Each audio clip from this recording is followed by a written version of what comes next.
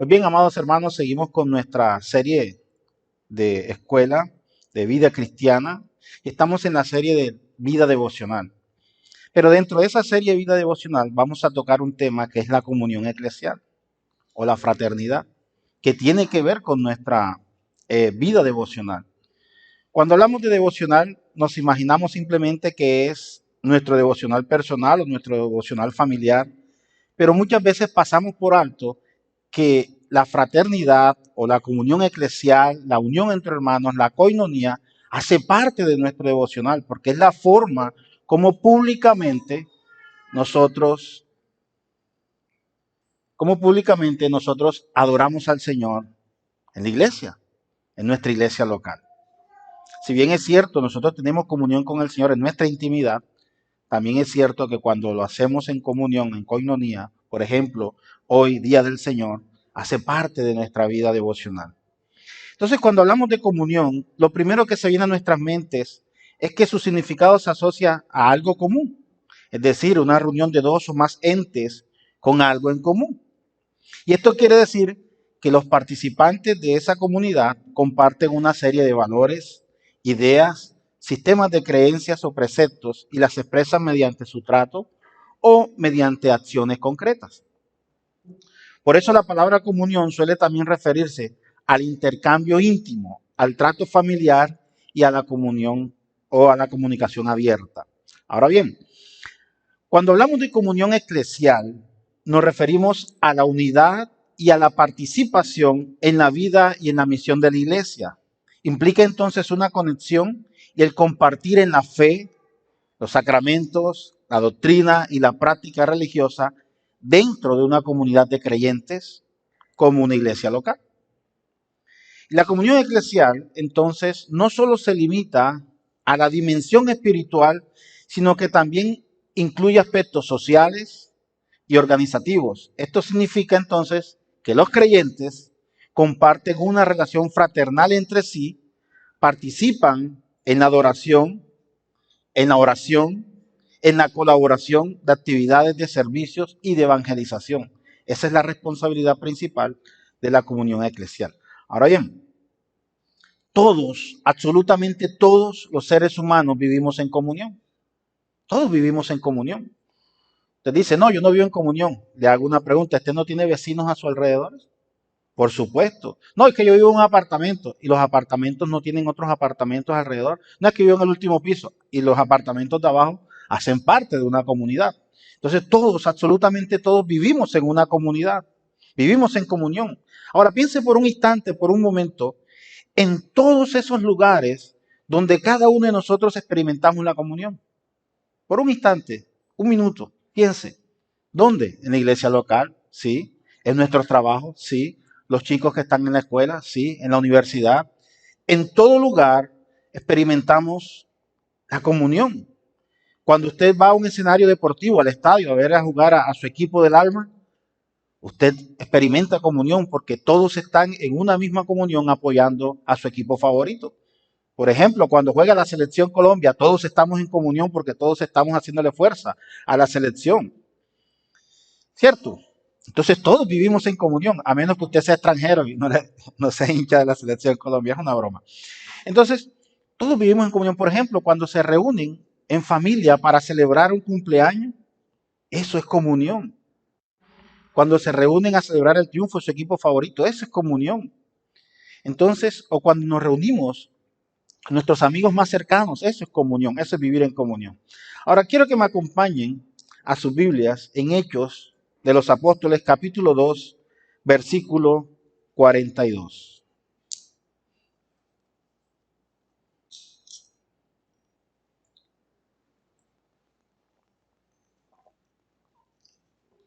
Hechos, capítulo 2, versículo 42. ¿Qué nos dice Hechos con respecto a los primeros cristianos? Y perseveraban en la doctrina de los apóstoles, en la comunión unos con otros, en el partimiento del pan y en las oraciones. Esto con respecto a quién? A los primeros creyentes, a los hermanos, y de eso vamos a hablar entonces en esta mañana, la comunión entre hermanos o fraternidad dentro de la iglesia. Y la palabra que se utiliza aquí en Hechos, en el Nuevo Testamento para comunión, es la palabra koinonía. Ahora, ¿y qué expresa la koinonía? Expresa la idea de estar juntos para un beneficio mutuo. En Hebreos capítulo 10, el versículo 24 al 25, describe esta idea. Vamos a leerlo, por favor. Hebreos capítulo 10, versículos del 24 al 25. Leo para ustedes. Y considerémonos unos a otros para estimularnos al amor y a las buenas obras, no dejando de congregarnos como algunos tienen por costumbre, sino exhortándonos, y tanto más cuanto veis que aquel día se acerca. Entonces veamos el énfasis, no dejando de congregarnos, es decir, no dejando de hacer comunión. Entonces, de ahí se desprende la importancia de la comunión dentro de la iglesia. Es un mandato expreso que debemos congregarnos y no dejar de congregarnos como algunos tienen por costumbre. Ahora, el contexto de esto es que algunos, teniendo la oportunidad de ir y congregarse como hermanos, no lo hacían. Ahora yo pregunto, ¿será que usted, teniendo la oportunidad de compartir con sus hermanos dentro de la iglesia local, usted se va a perder de esa maravillosa experiencia? ¿O prefiere quedarse en casa y ser un ser asocial? Eso es algo que cada uno de nosotros debemos preguntarnos. Entonces, hay dos razones por las que la comunión con otros creyentes es importante. Número uno, porque ayuda a expresar el amor mutuo y estimula las buenas obras. Y aunque muchos creyentes hoy en día no reconocen la importancia de la comunión o la participación de la iglesia local, la comunión cristiana es esencial para el crecimiento espiritual. Pastor, pero es que yo no necesito congregarme para crecer espiritualmente. Yo en mi casa leo la Biblia, yo me arrodillo, oro 40 horas, estoy exagerando. Soy el más súper espiritual, pero no voy a la iglesia. No me congrego. La pregunta es, ¿estás experimentando entonces el amor del Señor? Y muchos dejan esto de lado y dicen, no, yo veo el servicio por el video, cuando tengo tiempo, oro, hago mi devocional, pero no tengo necesidad de ir a la iglesia local. Pues la Biblia nos exhorta que debemos asociarnos, debemos estar en coinonía y de hecho, como lo leíamos anteriormente en Hechos de los Apóstoles, se reunían unánimemente porque tenían todas las cosas en común. ¿Y qué es lo común que tenemos los creyentes? No todos al tiempo. ¿Qué es lo común que tenemos los creyentes? A Cristo.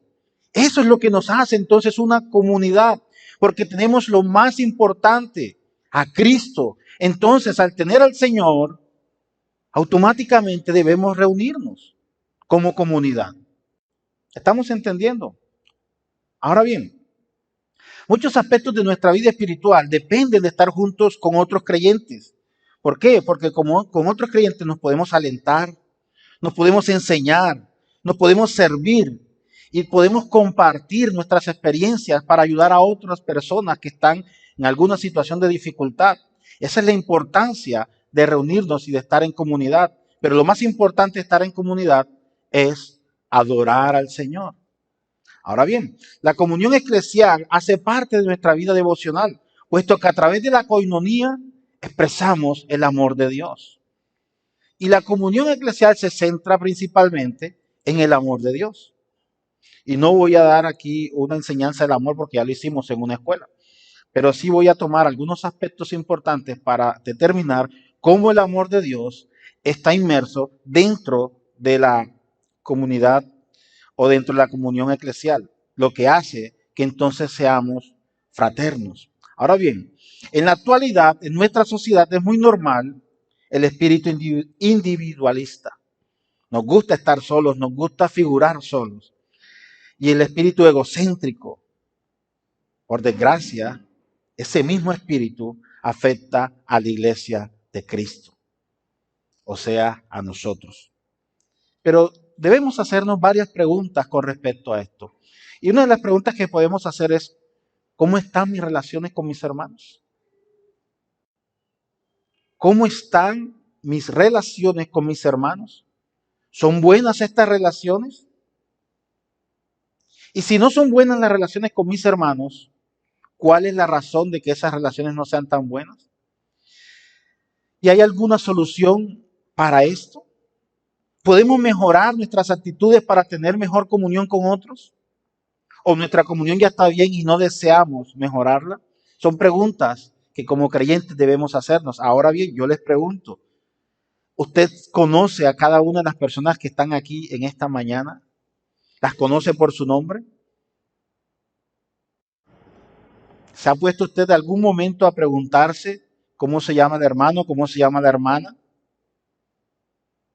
Esa es una pregunta que debemos hacernos y creo que la responsabilidad no está solamente en los pastores, ni en los ministros, ni en los líderes. Es responsabilidad de cada uno de nosotros como hermanos conocernos, tener coinonía, porque de eso se trata la comunión eclesial.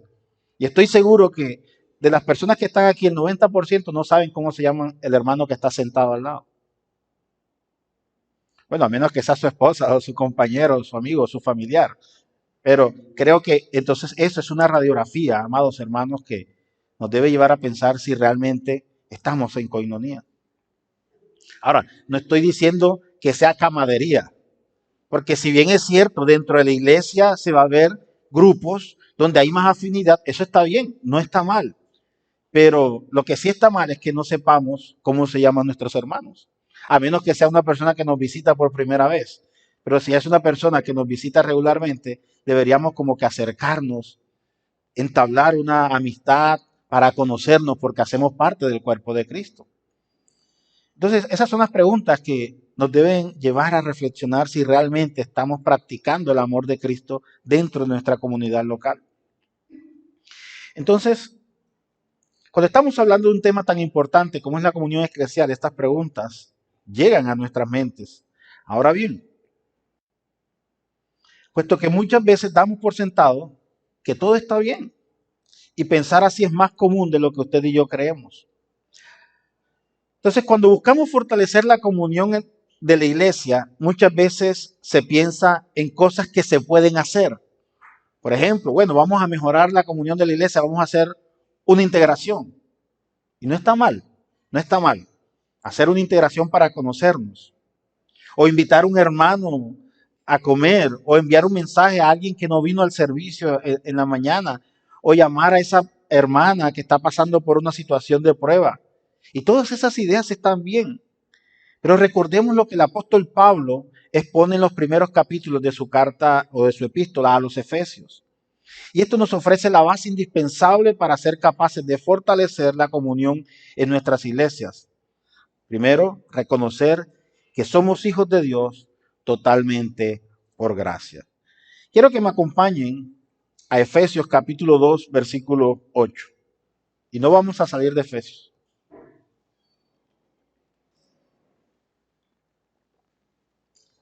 Efesios capítulo 2, versículo 8. Apóstol Pablo nos deja entrever que no hay nada que podamos hacer para ser dignos de recibir la salvación. Porque por gracia sois salvos por medio de la fe, y esto no de vosotros, pues es don de Dios. Por lo tanto, al entender esto, lo que motiva nuestro comportamiento para vivir una vida digna en comunidad debe ser la gracia por la que hemos sido salvos. ¿Qué compartimos nosotros los creyentes? Lo pregunté hace un momento. A Cristo. Entonces, si compartimos a Cristo, debemos entender que hemos sido salvos por la fe y que es un don que proviene de Dios. Entonces, esto debe ser nuestra motivación para vivir en comunidad.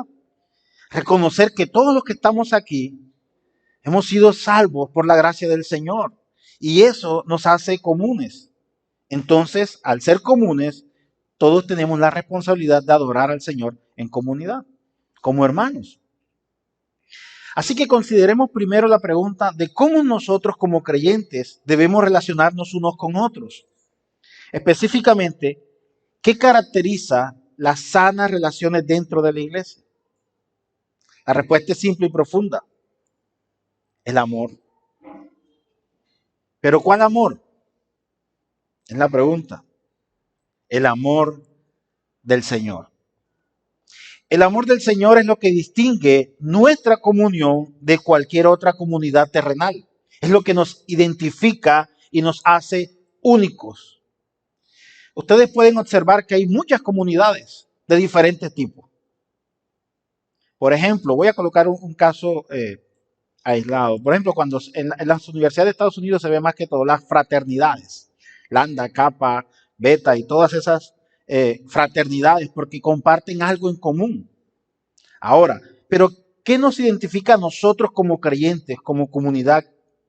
Es el amor de Cristo. Nos hace únicos y nos hace diferentes a las demás comunidades. Es el amor de Cristo. El apóstol Juan, perdón, el Señor Jesús en el Evangelio de Juan, capítulo 13, Él nos lo dice claramente, versículos 34 al 35. Un mandamiento nuevo os doy, que os améis unos a otros como yo os he amado, que también os améis unos a otros. En esto conocerán todos que sois mis discípulos si tuviereis amor los unos con los otros. Entonces la característica principal de la fraternidad eclesial o la comunión eclesial es el amor de Cristo. Es el amor.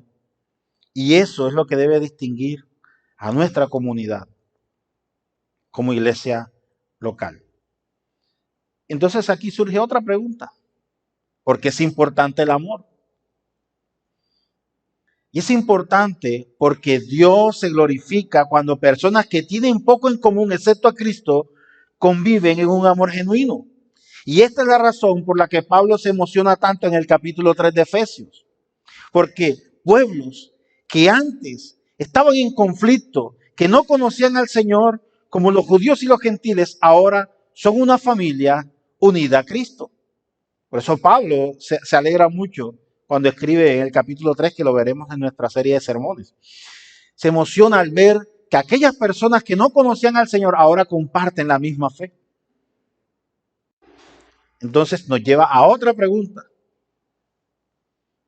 ¿Será que nosotros estamos compartiendo esa misma fe? ¿Será que nosotros como creyentes estamos compartiendo y mostrando el amor de Cristo a nuestros hermanos?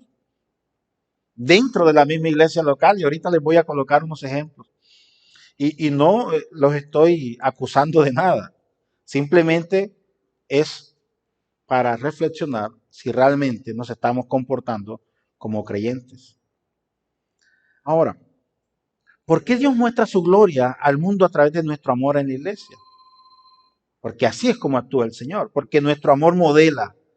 Aunque nuestro amor, comparado con el amor de Dios, sea un pálido reflejo, modela y muestra la unidad del amor del Dios Trino actuando en nuestras vidas. Y esto es exactamente lo que nuestro Señor Jesús oraba al Padre.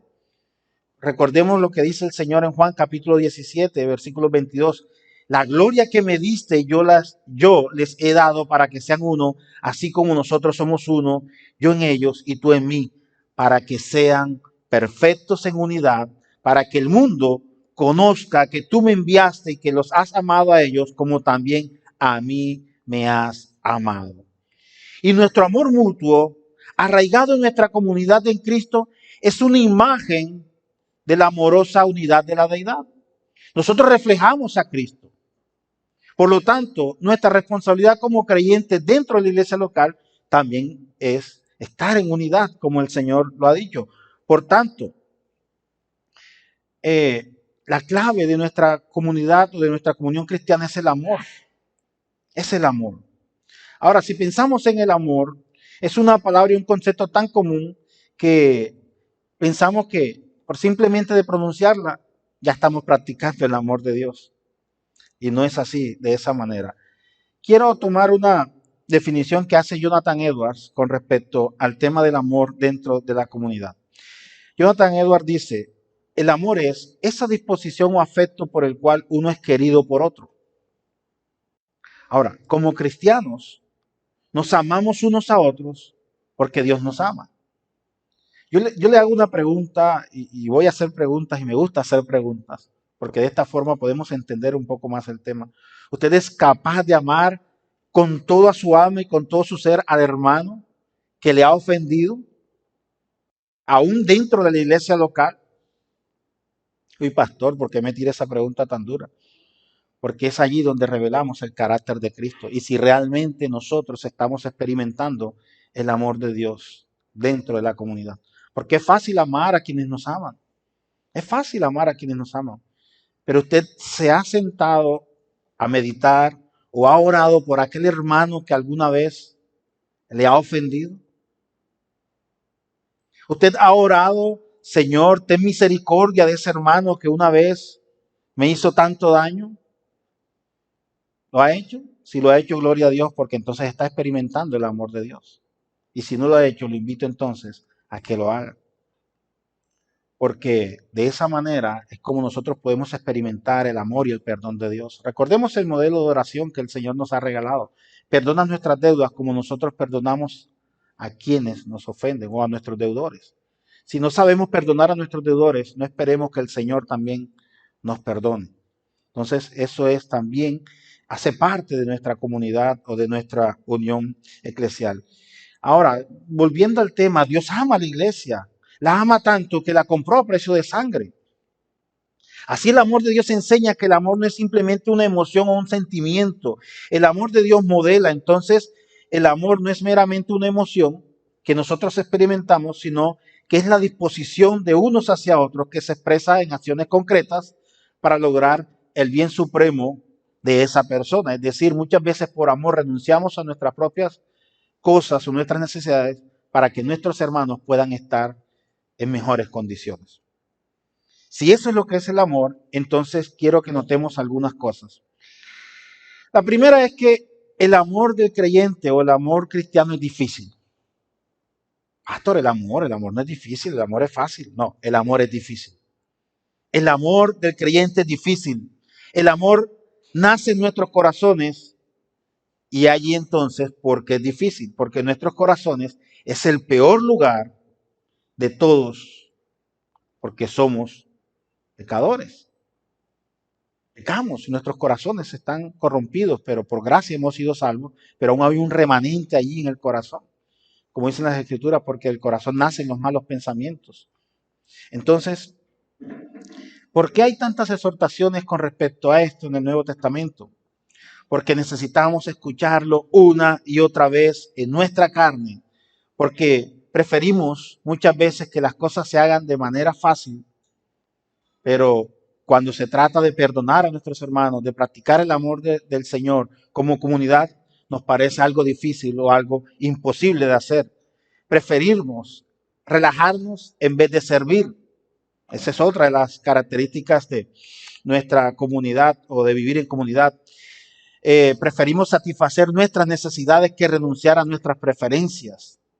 Las personas a las que estamos llamados a amar también son pecadores, igual como lo somos nosotros o lo fuimos nosotros en algún momento. Nuestros hermanos nos van a decepcionar. Dirán cosas insensibles, incómodas. Rechazarán nuestros consejos. Y es cierto, amados hermanos. Pero allí es cuando aún más debemos amarlos con todas nuestras fuerzas para reflejar el amor de Cristo. Recordemos, al Señor lo rechazaron. Al Señor lo humillaron, al Señor lo ultrajaron. Lo despreciaron lo más vil. Y aún así, el Señor nos amó. Y esa es la muestra más grande de amor. Ahora, si bien el amor del creyente puede ser difícil, podemos mostrar el amor por la gracia de Dios. Amamos porque Dios nos amó primero. ¿Y qué significa esto? Se trata de un intercambio, es decir, entonces yo amo porque Dios me ama. O, por ejemplo, bueno, voy a invitar a mi hermano Efraín a almorzar porque él me invitó a almorzar. No, no se trata de eso, amados hermanos. No se trata de un intercambio. Cuando Dios dice, o cuando decimos que amamos porque Dios nos amó primero, significa que nuestra capacidad de amar proviene del amor de Dios para con nosotros, porque Él es la fuente y el modelo de nuestro amor. Por lo tanto, entonces, debemos amar a nuestros hermanos como Dios nos ha amado. Tomando otra cita de Jonathan Edwards, él lo dice de esta manera: es a partir de los soplos del Espíritu Santo que surge el amor del creyente, tanto hacia Dios como hacia los hombres. El Espíritu de Dios es un espíritu de amor y por tanto, cuando el Espíritu de Dios entra en el alma, el amor entra. Dios es amor y el que tiene a Dios viviendo en él, por su Espíritu tendrá el amor viviendo en él. Perdón. Es decir, entonces la base de nuestra fraternidad es el amor de Cristo. Y la manera más espectacular en la cual Dios nos ha mostrado su amor es entregándonos a quién? A su Hijo Jesús, a su unigénito para que no perezcamos, sino para que tengamos vida eterna. Leamos lo que dice 1 Juan capítulo 3, versículo 16. 1 Juan capítulo 3, versículo 16. No Juan 3:16, primera de Juan 3:16. En esto hemos conocido el amor, en que Él puso su vida por nosotros. Ahora también nosotros debemos poner nuestras vidas por los hermanos. En otras palabras, no podemos alcanzar la madurez de amar a los demás a no ser que nos esforcemos por alcanzar la madurez para comprender las dimensiones del amor de Dios. Entonces, mientras más apreciamos la magnitud del amor que Cristo nos ha demostrado al morir por cada uno de nosotros o al morir por nuestros pecados, más nuestras vidas estarán caracterizadas por el amor de Cristo. ¿Queremos ser más amorosos? Veamos lo que dice el Señor en Lucas 7:47. Aquel a quien se le perdona poco, poco ama. Que si a nosotros se nos ha perdonado mucho, entonces debemos demostrar mucho más amor. Y cuando sabemos lo mucho que hemos sido perdonados, entonces nuestro amor comenzará a fluir y a fluir y a fluir. Y esto nos llevará a entender que el amor del creyente produce alegría. Y no solamente es difícil para los pecadores amar, es supremamente valioso. Amar a otros no solo les hace bien a ellos, sino que nos da la clase de satisfacción para la cual fuimos creados. Quiero que me acompañen en el Salmo 133, versículo 1.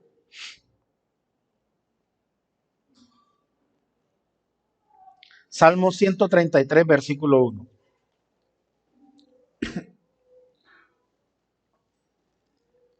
¿Ya todos lo tienen?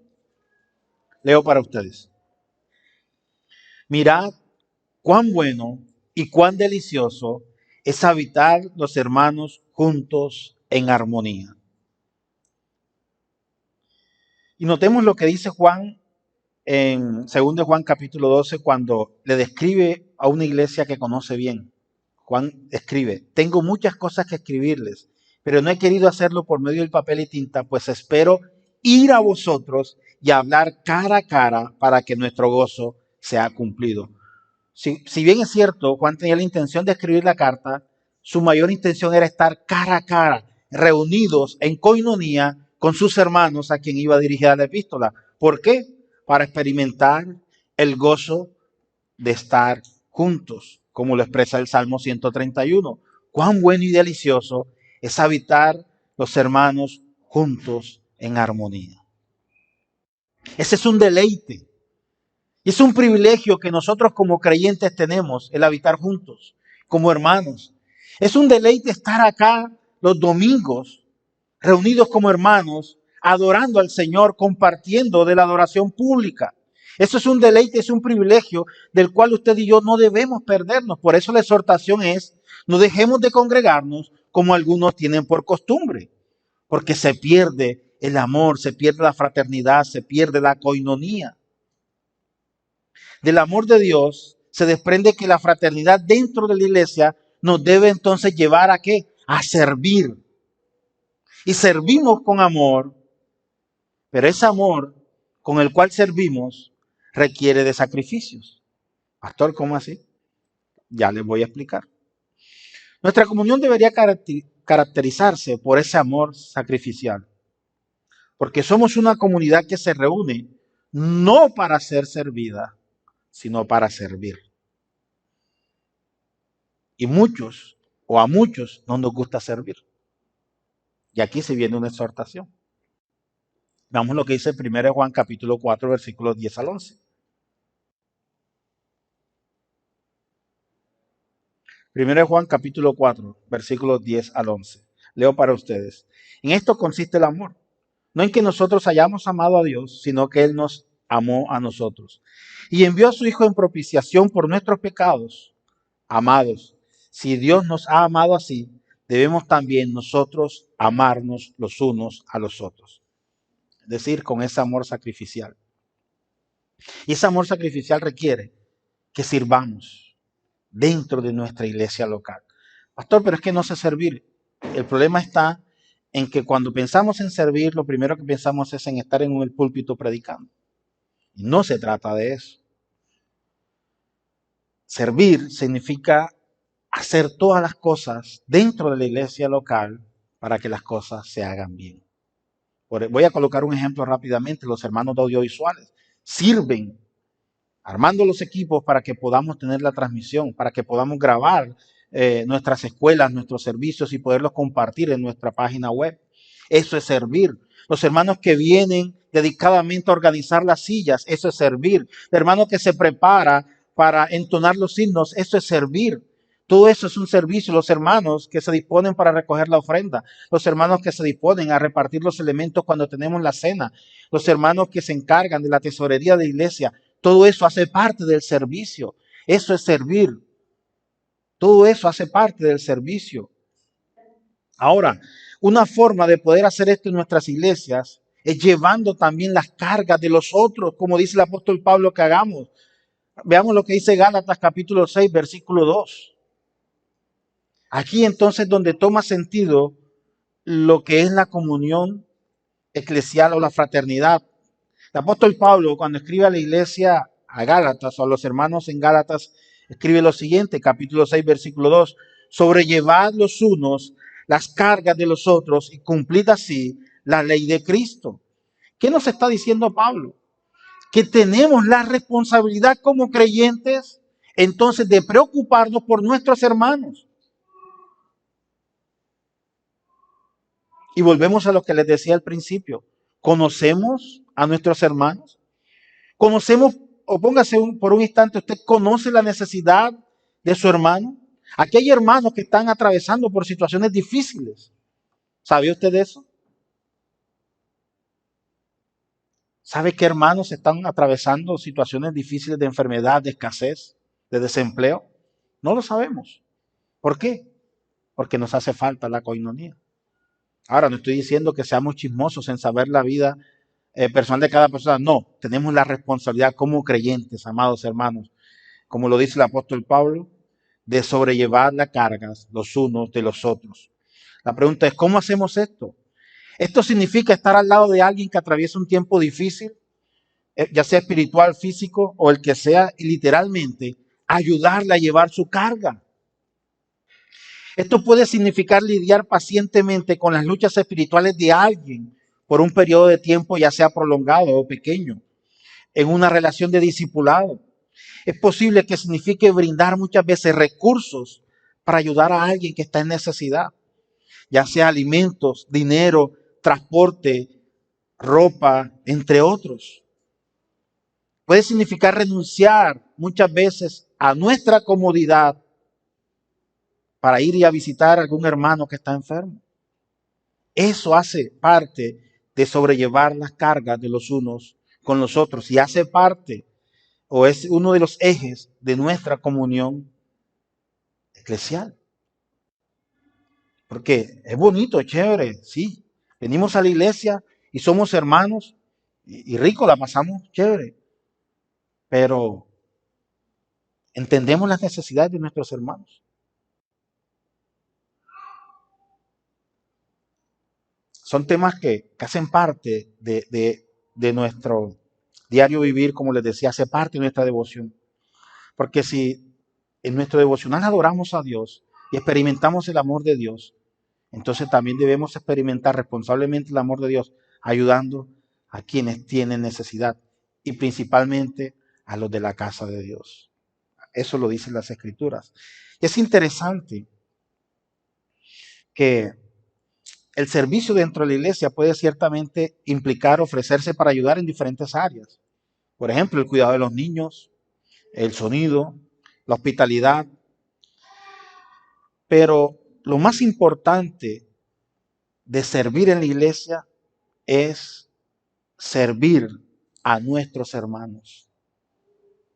Oh, pastor, yo estoy en el ministerio de audiovisuales, por llamarlo de alguna manera.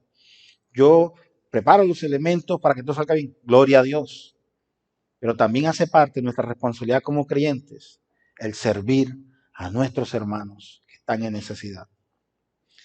Es interesante notar cómo la epístola de los Efesios, Pablo deja claro lo que verdaderamente significa vivir una vida digna del llamamiento.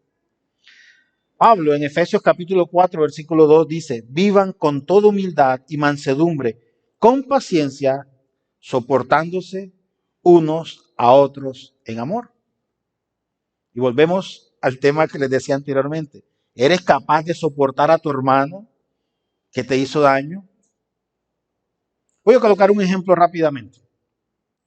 Supongamos que X persona le hizo a usted un daño hace 2 años, un daño irremediable. Y ahora esa persona entra por esa puerta y se sienta aquí y usted lo ve y usted no sabe que esa persona que le hizo daño se convirtió al Señor, el Señor le encontró, le perdonó, lo regeneró y ahora está en el proceso de santificación. Y usted lo ve entrar y se sienta allí y usted está aquí y lo ve de frente. ¿Cómo reaccionaría usted? ¿Experimentaría el amor de Dios? ¿O dentro de usted todavía hay cierto aire de odio, de ira, pensar en lo que esa persona nos hizo? Soportándonos las cargas los unos a los otros. Es el mandato que el apóstol Pablo nos da. Sé que no es fácil y sé que nos ha pasado a muchos encontrarnos con personas que nos hicieron daño. Y lo primero que hacemos es reaccionar de manera negativa, pero luego nos acordamos de lo que el Señor hizo con nosotros, que estábamos en la misma condición y ahora decimos, no, debo orar por Él. Y qué lindo sería acercarnos a Él y decirle, ¿sabes qué? Me hiciste mucho daño, pero ahora te perdono, porque he experimentado el amor de Cristo en mi vida. Ahora permíteme orar por ti. Eso sería lo más hermoso que podíamos hacer. Y de esa manera podemos experimentar el amor del Señor. Entonces, Pablo lo dice, soportándonos unos a otros en amor. Y existe una estrecha relación entre las virtudes que el apóstol Pablo enumera aquí y el fruto del Espíritu Santo que el mismo Pablo describe en Gálatas. Mansedumbre, paciencia, humildad.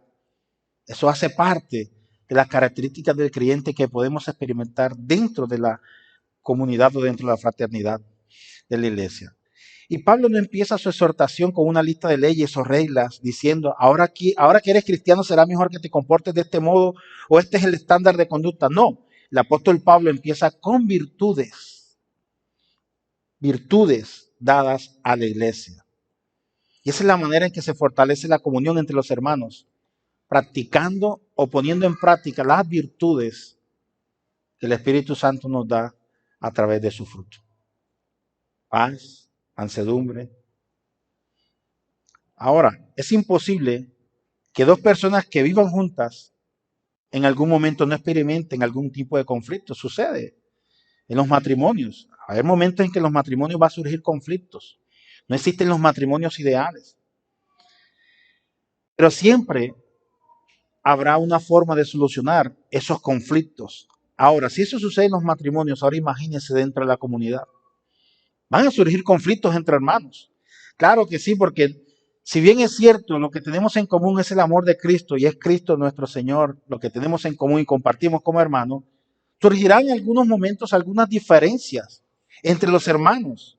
La cuestión es cómo aprendemos a convivir con otras personas para aún ser dignos del llamado de Cristo.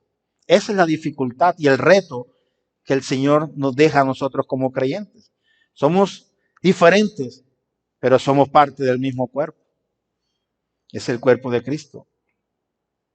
Llegar a la iglesia con una sonrisa no es suficiente.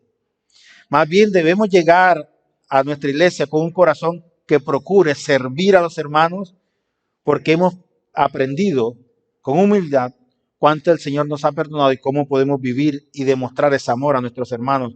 Un corazón totalmente quebrantado por el amor que ha recibido estará listo para dar amor a sus hermanos. Ahora bien, ya para terminar, que me están haciendo señas, en la misma epístola a los Efesios, Pablo deja en claro que debemos vivir según lo que somos. Uno, una unidad. Los creyentes no tenemos la responsabilidad de crear la unidad en la iglesia. Eso ya lo hizo el Señor a través de la obra redentora de Cristo. Somos una comunidad formada por el Señor con el propósito de mostrar la gloria de Dios. Somos unidos a Cristo por medio de la fe, el bautismo y una esperanza, como lo dice las Escrituras. El Espíritu Santo entonces crea el único cuerpo, la iglesia. La unidad ya es un hecho consumado por el Señor. Y con todos los creyentes entonces debemos esforzarnos, amados hermanos, por perseverar y fortalecer esta comunión, viviendo entonces de manera coherente con la doctrina que el apóstol Pablo explica en los primeros capítulos de la epístola a los Efesios. Debemos perseguir la unidad de manera intencional. Debemos vivir a la luz de lo que el Señor ya nos ha dado, que es Cristo Jesús, nuestro Señor. Y en última instancia, la clave para fortalecer la comunión de la iglesia local, en este caso, está en reconocer todo lo que Dios nos ha perdonado y todo lo que el Señor nos ha amado. Para así entonces nosotros poder perdonar y amar también a todos nuestros hermanos. Esta es la única manera de vivir. Y voy a cerrar con lo que dice Efesios capítulo 4, versículos 2 al 3. Vivir con toda humildad, mansedumbre, paciencia, soportándonos los unos a los otros, esforzándose para perseverar la unidad del Espíritu en el vínculo de la paz. Ese debe ser nuestro propósito. Amén.